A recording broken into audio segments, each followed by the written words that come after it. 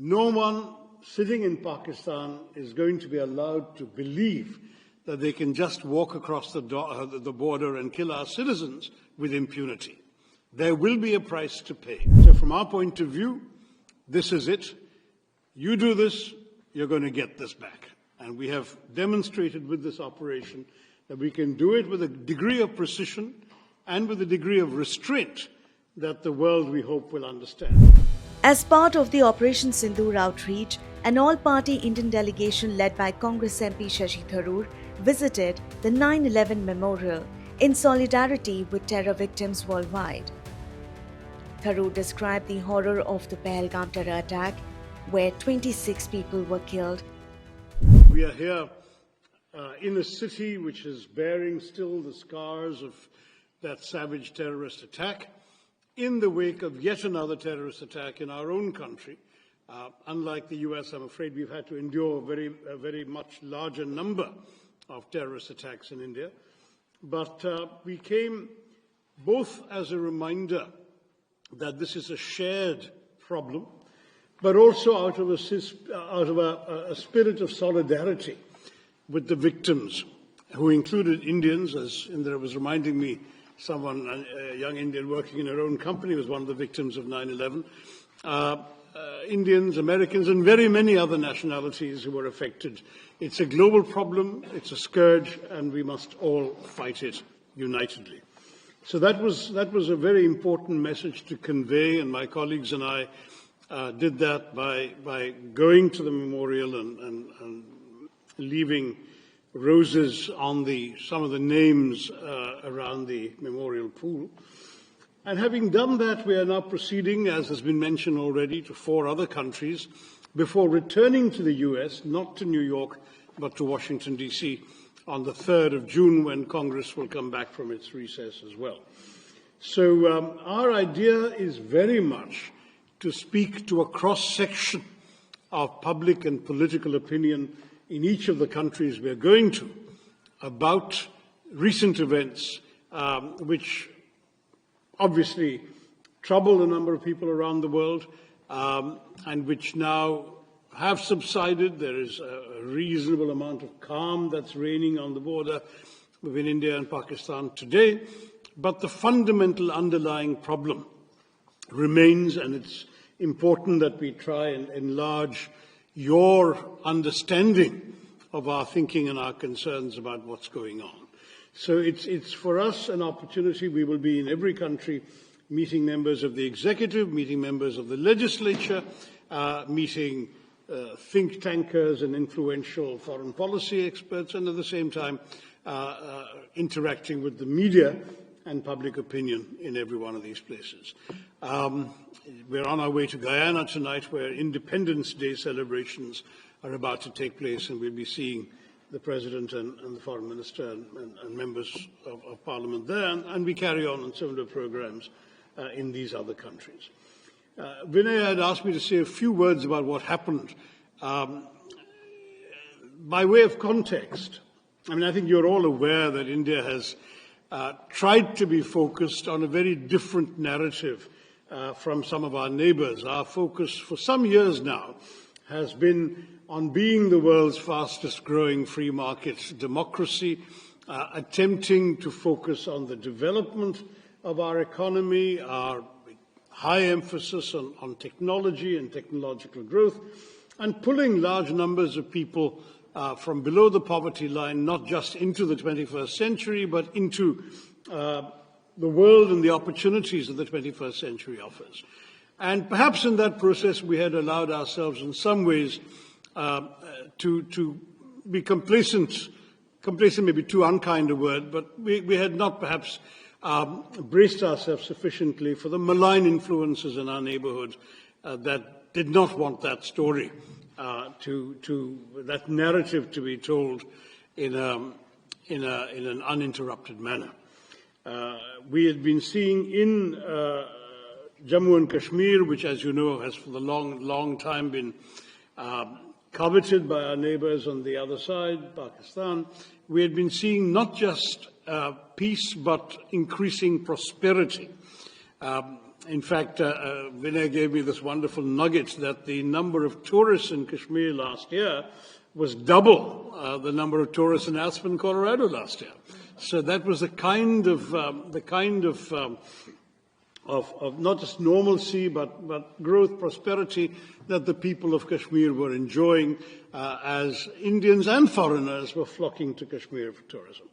So some people decided that they would want, first of all, to attack that process of normalization. Second, to undermine the overall Indian narrative as well as the prosperity of the people of Kashmir. Third, by doing so in an atrocious manner, that is, it was not just a terrorist attack of somebody indiscriminately blowing up people with a bomb, it was a bunch of people going around identifying the religion of the people before them and killing them on that basis, which was clearly intended to provoke a backlash in the rest of India, since the victims were overwhelmingly Hindu. In fact, 26 people died, 25 Indians and 1 Nepalese, and the Nepalese happened, of course, didn't get a chance to say he was Nepalese, but he was a Hindu, so he would have probably been killed anyway. And quite astonishingly, one person who wasn't killed was a Hindu professor who happened to be able to recite the Kalima, the first verse of the Quran, and therefore was not shot, which is a very interesting message. And it was very, very clearly, I mean, for us it was not that there was any doubt about the motives of these people, but it was particularly driven home. In many cases, the husband was shot and the wife was told to convey the message back that he was shot for his faith. And I'm very proud as an Indian to say that that did not happen, that there was no backlash, that Indians held together unitedly in the face of this atrocity. The Kashmiris, who are overwhelmingly Muslim, as you know, were not just completely distraught by what happened, but there was public rejection of this. The next day, the entire state downed its shutters. There was a public observance of support and solidarity for the victims. The state assembly as well, all shades of political opinion. One of the victims, I should have added, was a Kashmiri Muslim pony operator who attempted not just to save the lives of his customers, but to snatch the Kalashnikov of one of the killers, and it was turned against him. But others, I mean, I had a victim from my state of Kerala, who was a 61-year-old man who was walking in the meadow with his youngish daughter and her twin sons, aged 6, when they shot him. And I went to his home and called on his widow and his daughter and grandchildren. And it was very, very moving when this girl said that though she lost her father that day, she found 2 brothers. And the 2 brothers were 2 Kashmiri Muslim men who took her to safety, protected her sons, and eventually then accompanied her to the mortuary to identify her father's body and bring it back. So I give these examples just to say there was an extraordinary amount of togetherness cutting across religious and other divides that people had tried to provoke. But the message was very clear, that there was a malign intent that I've just spelled out for you. And India, sadly, had no reason to doubt where it came from, because within 1 hour of the atrocity, a group called the Resistance Front had claimed credit. The Resistance Front was known for some years to be a frontal organization of the banned, proscribed Lashkar-e-Taiba, which is on the US designated terror list as well as the UN sanctions committees. And India had gone to the UN Sanctions Committee with information about the Resistance Front in 2023 and in 24, and now sadly it had acted in 25. They repeated their claim the next day until, of course, global condemnation, I think, woke their handlers up to the dangers as represented, and then they deleted their claim on the 3rd day. But by then, the claim had been made, recorded, registered, and reported. And for us, therefore, the culpability lay not just with the four or five, we're not 100% sure, evil killers who came to Pelgam and did this atrocity, but also with those who had sent them, financed them, equipped them, trained them, guided them into doing this. And since we knew where Lashkar-e-Toiba is headquartered, it has its not just a safe haven, but a rather generous 200-acre campus in a city in the heartland of Pakistani Punjab. We also knew where the responsibility lay. Sadly, Pakistan chose to follow its usual path of denial. In fact, Pakistan, with the help of China, succeeded in removing a reference to the resistance front from the resolution of condemnation that was drafted in the Security Council, the press statement actually, not resolution, in the Security Council of the UN 2 days later. But though the name was not mentioned, it was, as I said, a matter of public record, and we knew what was happening. India replied immediately that we would not let this go unanswered. I don't work for the government. As you know, I work for an opposition party, but I myself authored an op-ed in one of India's leading papers, the Indian Express, within a couple of days, saying the time had come to hit hard but hit smart. And I'm pleased to say that's exactly what India did. On the night of the 6th, 7th of May, it was 6th here, it was 7th for us, at 1:05 in the morning, a time chosen deliberately to avoid any risk of too many civilians wandering about or any collateral damage, very precise and calibrated strikes took place on 9 specific known terrorist bases, headquarters, and launch pads. Those included those of the Lashkar-e-Toiba in a place called Muridke, those of the Jaish-e-Mohammed, the organization that is responsible, amongst other things, for the murder of Daniel Pearl, some of you knew in New York, and others, Jaish-e-Mohammed in Bahawalpur, and in Muzaffarabad, which is in Pakistan, the Pakistani-occupied part of Kashmir, there were no less than 3 different terror organizations which had their bases there, Harkatul Ansar, Harkatul Mujahideen, others. And so India sent a clear message, number one, that it was not going to take terror lying down, it would answer, but equally that by delivering very precisely calculated, calibrated strikes on very specific targets, it was also sending a message that this was not meant to be the opening salvo in a protracted war, but just an act of retribution that we were prepared to stop with that act. In other words, not just in other words, it was officially conveyed. There is a regular hotline between the 2 Directors General of Military Operations.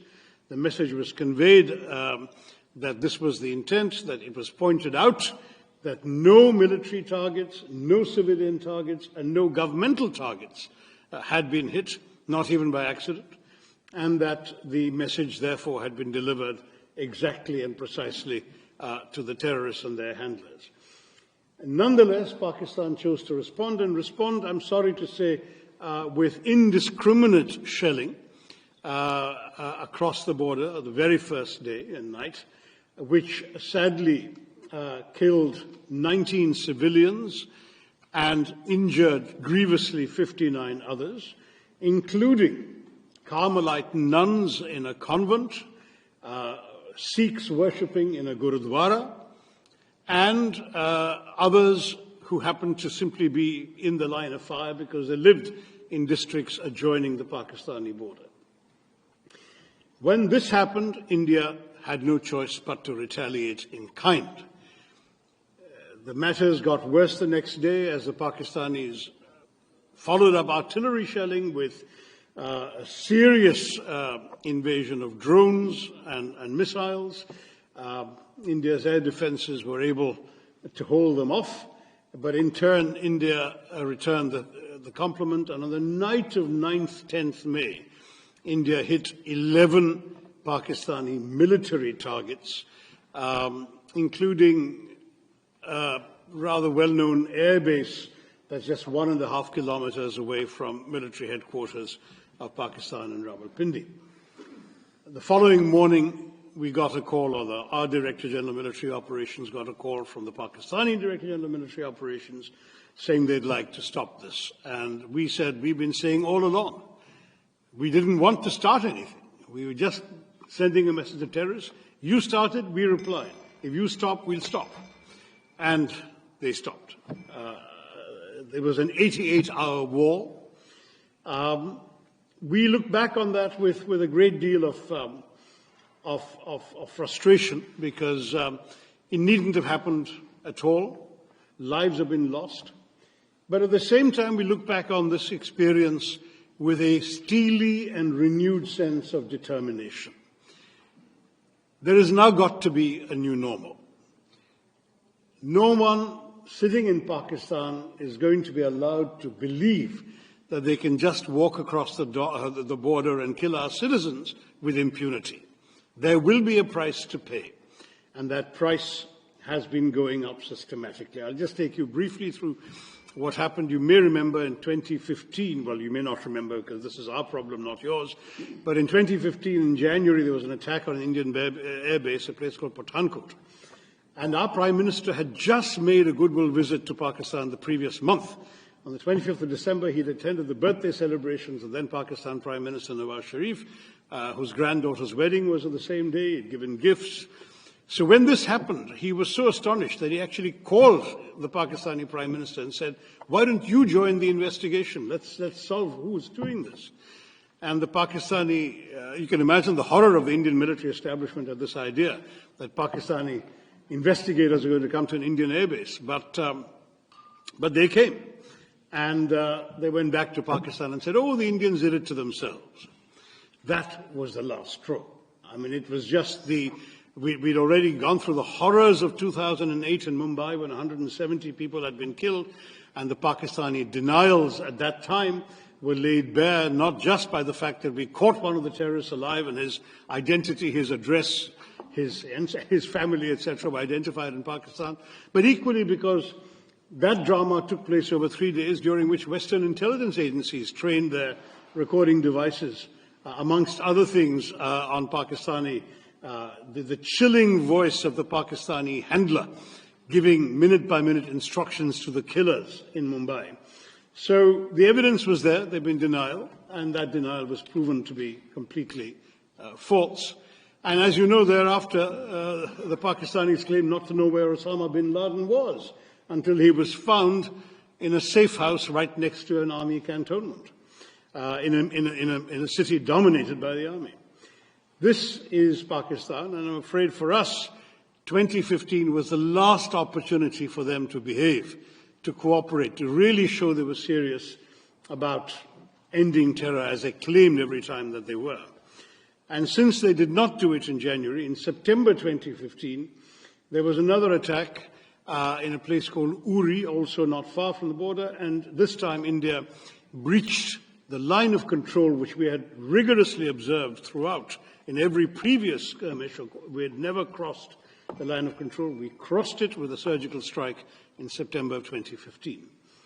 That seemed to calm things down a bit, but unfortunately, in January of 2019, there was another terror attack in a place called Pulwama, killing 40 Indians at that point. And then India responded not just by breaching the line of control, but also breaching the international border and striking with our Air Force a known terror training camp in a place called Balakot.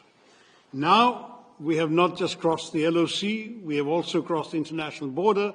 We have hit Pakistan in their heartland. And we have done so, as I say, only to send a message about terror.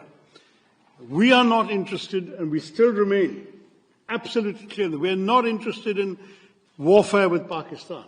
We would much rather be left alone to grow our economy and pull our people into the world that they're getting ready for in the 21st century. We have no desire to have anything that the Pakistanis have. Sadly, we may be a status quo power. They are not. They are a revisionist power. They covet territory that India controls, and they want to have it at any price. And if they can't get it through conventional means, they're willing to get it through terrorism. That is not acceptable to us, and that's really the message that we are here to give all of us, all of you in this country and elsewhere.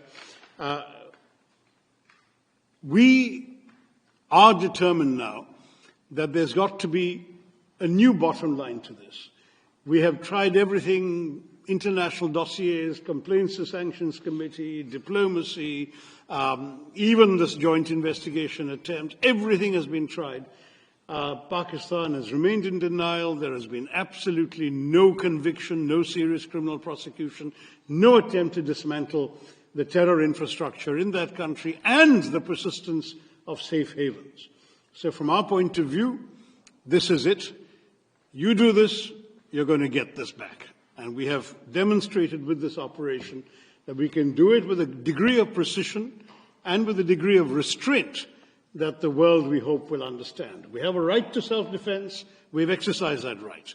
We have not done so irresponsibly, and we have not done so in a way that would have warranted a wider conflagration. The delegation travels next to Guyana and Washington, D.C., taking India's message against terrorism to the world.